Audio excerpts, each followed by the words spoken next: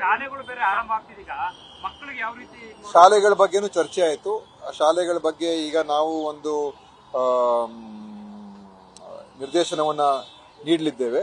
ಏನಂತ ಹೇಳಿದ್ರೆ ಶಾಲೆಯ ಮಕ್ಕಳು ಯಾರಿಗೆ ಅವ್ರಿಗೆ ಕಫ ಜ್ವರ ಈ ತರ ಏನಾದರೂ ಲಕ್ಷಣಗಳಿದ್ರೆ ಅವರನ್ನ ಶಾಲೆಗಳಿಗೆ ಕಳಿಸ್ಬೇಡಿ, ನೆಗಡಿ ಅವ್ರ ಗುಣ ಆದ ನಂತರ ಕಳಿಸಿ ಅಂತ ಹೇಳಿದೀವಿ. ಮತ್ತು ಶಾಲೆಯ ಏನು ಆಡಳಿತ ಮಂಡಳಿ ಇದ್ದಾರೆ, ಶಾಲೆಯ ಮ್ಯಾನೇಜ್ಮೆಂಟ್ ಅವರು ಕೂಡ ಅವ್ರ ಶಾಲೆಗಳಲ್ಲಿ ಇಂಥ ಮಕ್ಕಳು ಯಾರಾದರೂ ಅವ್ರಿಗೆ ಗಮನಕ್ಕೆ ಬಂದ್ರೆ ಅವ್ರನ್ನ ವಾಪಸ್ ಮನೆಗೆ ಕಳಿಸ್ಬಿಡ್ಬೇಕು ಅಂತ ಕೂಡ ಹೇಳ್ತಕ್ಕಂಥದ್ದನ್ನ ನಾವು ನಿರ್ದೇಶನ ನೀಡಲಿದ್ದೇವೆ.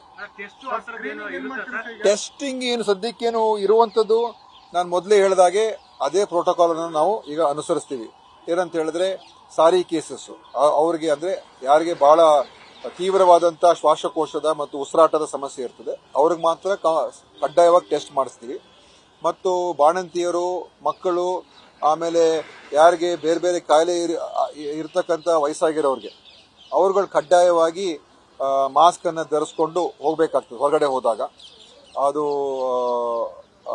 ಆ ಒಂದು ತೀರ್ಮಾನವನ್ನು ಕೂಡ ನಾನು ಈಗಾಗಲೇ ಮೊದಲೇ ಹೇಳಿದ್ದೆ, ಮತ್ತೊಮ್ಮೆ ಅದನ್ನು ಹೇಳ್ತಾ ಇದ್ದೀರಿ.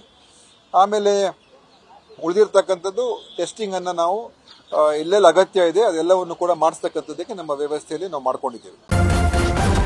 ನ್ಯೂಸ್ ಫಸ್ಟ್ ನಿರ್ಭೀತಿಯಿಂದ ನಿಮ್ಮ ಪರವಾಗಿ.